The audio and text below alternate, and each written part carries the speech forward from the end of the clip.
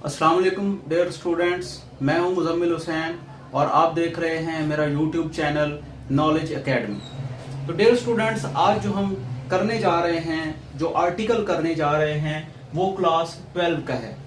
लेकिन हम इसे सिर्फ क्लास 12 तक महदूद नहीं रखते, बल्कि ये पूरी मैथ के अंदर काफ़ी अहमियत का हामिल है और आपको ये बहुत सारे क्वेश्चंस के अंदर और बहुत सारे आर्टिकल्स के अंदर मिलेगा। तो इस कॉन्सेप्ट के बारे में बहुत सारे स्टूडेंट्स को परेशानी का सामना होता है और वो यही सवाल करते हैं कि सर ये फंक्शन है क्या चीज़। तो डियर स्टूडेंट्स, आज की वीडियो देखने के बाद आपका ये कॉन्सेप्ट इंशाल्लाह क्लियर होगा। तो चलते हैं फंक्शन की तरफ। फंक्शन का कॉन्सेप्ट करने के लिए आपको पहले रिलेशन का पता होना चाहिए कि रिलेशन क्या होता है। हमारे पास दो सेट हैं A एंड B, इसकी ये एंट्रीज हैं और B की ये आपको नजर आ रही है। तो रिलेशन बनाने के लिए आपको क्या करना है, इनका कार्टेशियन प्रोडक्ट फाइंड करना है। कार्टेशियन प्रोडक्ट क्या होता है?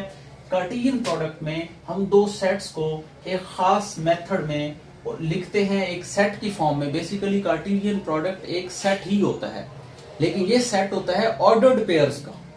कौन सा सेट होता है? ऑर्डर्ड पेयर्स का। इसमें आप जोड़े बनाते हैं, पेयर्स बनाते हैं। किस तरह? अगर A क्रॉस B है तो आपने जो A सेट है इससे पहला रुकन लेना है और सेट B से आपने दूसरा रुकन लेना है और इनको पैरेंथेसिस यानी छोटी ब्रैकेट के अंदर कॉमा की मदद से अलग करके लिखना है। तो इस तरह से ये बन जाएगा एक पेयर और इसे कहा जाएगा ऑर्डर्ड पेयर। 1,3। इसी तरह से 1 को आपने 4 के साथ पेयर की फॉर्म में लिखना है, 2 को 3 के साथ, 2 को 4 के साथ, यानी जितने पॉसिबल पेयर्स बन सकते हैं वो आपने बना देने हैं। तो इस तरह से इन दो सेट्स का कार्टेशियन प्रोडक्ट आपको हासिल हो जाएगा। अब क्या करना है, आपने इस कार्टेशियन प्रोडक्ट से कोई भी सबसेट लेना है। इसके बहुत सारे सबसेट बन सकते हैं, लेकिन इसमें से कोई भी आप सबसेट लेंगे तो वो सबसेट ही रिलेशन कहलाएगा। Any subset of Cartesian product of two sets. अगर दो सेट्स का हमारे पास कार्टेशियन प्रोडक्ट है तो इसका कोई भी सबसेट जो है वो हमारे पास क्या होगा? एक रिलेशन होगा। यानी R1 is subset of A cross B। इस तरह से B क्रॉस A भी हो सकता है। इसके अलावा भी हमारे पास कोई सेट हो सकते हैं। तो कोई भी आपके पास जो सबसेट होगा कार्टेशियन प्रोडक्ट का दो सेट्स के, उसे हम बोलेंगे रिलेशन। एक R2 रिलेशन यहाँ पर है, 1 4, इसी में से ही ये एलिमेंट्स लिए हैं 2 3 एंड 2 4। तो ये भी हमारे पास इसका एक सबसेट है। R2 is subset of A cross B, that's why this is also our relation. ये भी एक रिलेशन है। इनको यहाँ पर डायग्राम की मदद से रिप्रेजेंट किया गया है। R1 1 3, इस पेयर को यहाँ हमने विजुअलाइज किया है। 2 4, ये देखें 2 4। R2 इसी तरह से 1 4, आप चेक कर सकते हैं 1 4, 2 का 3 के साथ भी है, 4 के साथ। तो रिलेशन में ऐसा पॉसिबल है कि एक ही एलिमेंट, एक ही नंबर कोई से दो या दो से ज्यादा नंबर्स के साथ जुड़ा हो सकता है। अब हम आगे बढ़ते हैं। हम इसी रिलेशन के आइडिया को थोड़ा एक्सटेंड करने वाले हैं, बढ़ाने वाले हैं। हम अब एक रूल के अंडर काम करेंगे। उसके लिए एक एग्जाम्पल, बहुत जबरदस्त एग्जाम्पल है कि हमारे पास 3 चाइल्ड हैं, C1 C2 C3। इनका हमारे पास एक सेट है और सेट ऑफ फादर्स, इनके दो यानी बाप हैं। C1 और C2 का बाप फादर M1 है और C3 का M2 है। अब ये सेट ऑफ फादर्स है। हमने यहां पर इस इंफॉर्मेशन को भी ध्यान में रखना है कि चाइल्ड C1 और C2 का फादर M1 है। ये रूल है, ये एक हमें इंस्ट्रक्शंस दी गई हैं। और चाइल्ड C3 का जो फादर है वो M2 है। इसको हमने जहन में रखना है, मद्देनजर रखना है। अब हम क्या करेंगे, हमें उसने कहा है कि आप एक रिलेशन बनाएं जो इस तरह के पेयर्स को रिप्रेजेंट करे, चाइल्ड फादर, लेकिन इस रूल के अकॉर्डिंग भी होना चाहिए। तो पेयर बनाने के लिए हम सबसे पहले इन दो सेटों के ऑल पॉसिबल पेयर्स बनाएंगे।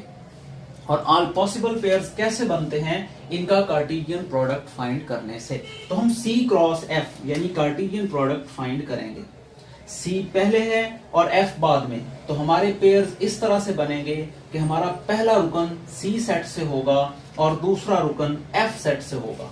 तो C1 M1, C1 M1, C2 M2, similarly C1 M2 कर लेंगे, C2 का दोनों के साथ बनाना है कॉम्बिनेशन, C3 का भी दोनों के साथ। तो ये कार्टेशियन प्रोडक्ट है जिसमें ऑल पॉसिबल रिलेशंस आ चुके हैं, रिलेशंस नहीं सॉरी, पेयर्स बन चुके हैं। अब हमने क्या करना है, इस रूल के अकॉर्डिंग यहां से पेयर्स को अलग करना है, यानी इसमें से एक ऐसा सेट बनाना है पेयर्स का जो इस रूल को फॉलो करे। तो वो हमारे पास क्या है कि C1 M1, C1 जो है आपके पास चाइल्ड, उसका फादर M1 है, तो ये पेयर हमने अलग लिखा इस रूल के अकॉर्डिंग। C2 का फादर भी M1 ही है, तो हमने C2 को M1 के साथ लिखा। इस तरह से C3 का M2 के साथ है। तो ये हमारे पास 3 ऐसे पेयर्स का सेट बना है जो इस रूल को फॉलो कर रहा है।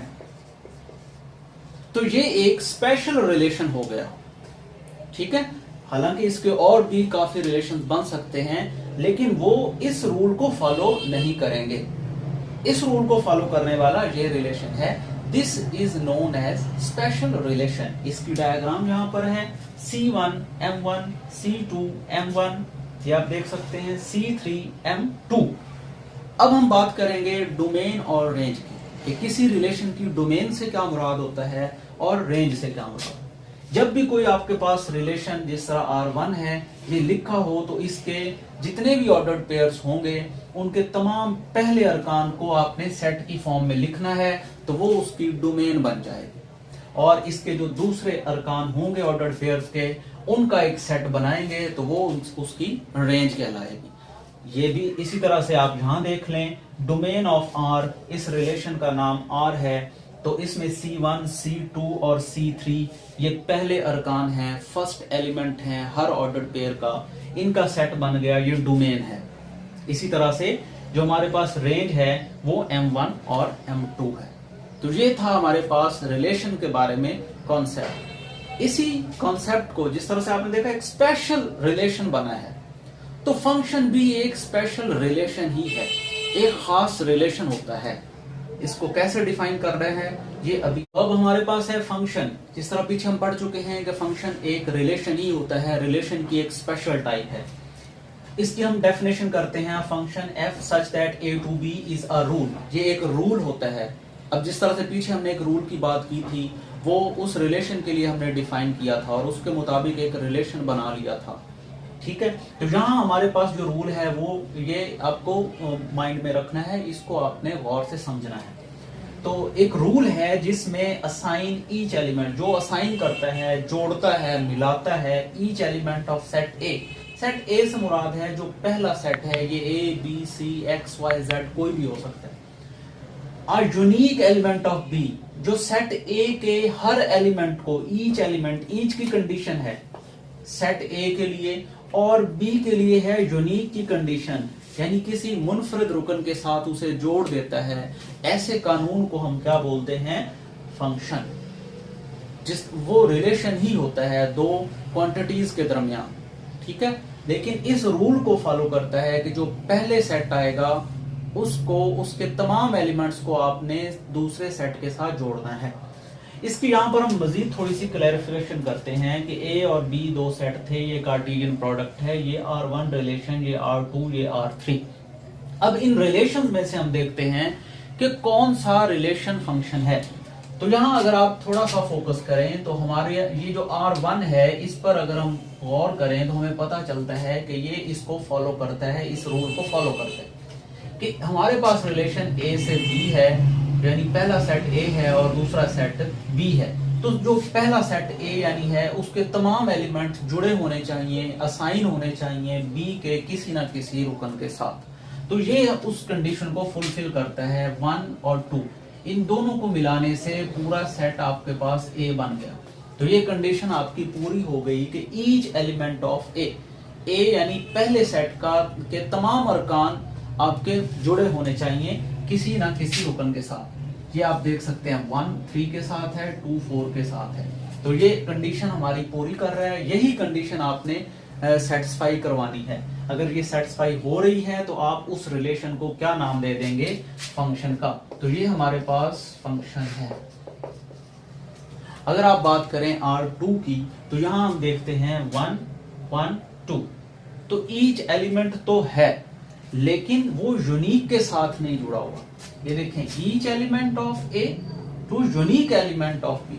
तो यहां चेक करें 1 3 के साथ भी असाइन है, 1 4 के साथ भी असाइन है, और 2 जो है वो 3 के साथ असाइन है। पहली कंडीशन पूरी हो रही है कि ईच एलिमेंट, और दूसरी कंडीशन पूरी नहीं हो रही जो कि यूनिक एलिमेंट की। यानी एक एंट्री जो है वो यहां किसी एक से ही जुड़ी होनी चाहिए, 2 के साथ उसका कोई कॉम्बिनेशन नहीं होना चाहिए। तो R2 जो है ये फंक्शन नहीं है। अगर आप यहां चेक करें 1 4 2 4, तो चेक कर सकते हैं ईच एलिमेंट वाली कंडीशन पूरी होगी, तमाम के तमाम जुड़े हुए हैं और हर एक का इमेज यूनिक है। 1 का एक ही इमेज है वो 4 है, और 2 का भी एक ही इमेज है वो भी 4 है। तो ऐसा पॉसिबल है कि ये इमेज जो है वो एक जैसा हो सकता है। अलबत्ता एक ही वैल्यू पे 2 इमेज नहीं आ सकते, 2 वैल्यूज पे एक इमेज पॉसिबल है। इसकी एग्जांपल यहां पर भी एक है। जिस तरह से आप पढ़ते भी हैं कि जो एरिया है वो हमारे पास एरिया ऑफ स्क्वायर, अगर x आपके पास 1 साइड हो स्क्वायर की, 1 साइड ऑफ स्क्वायर, तो एरिया ऑफ स्क्वायर क्या होगा, x स्क्वायर। ठीक है, अब हम डिफरेंट वैल्यूज लेते हैं। x is equal to 1, x is equal to 2। x is equal to 1 पे एरिया की वैल्यू भी 1 आएगी, x is equal to 2 put करेंगे एरिया की वैल्यू 4 आएगी, और x इज इक्वल टू -1 करेंगे तो अगेन 1 आएगी। हमने इसको यहाँ पर एक डायग्राम की मदद से शो किया है।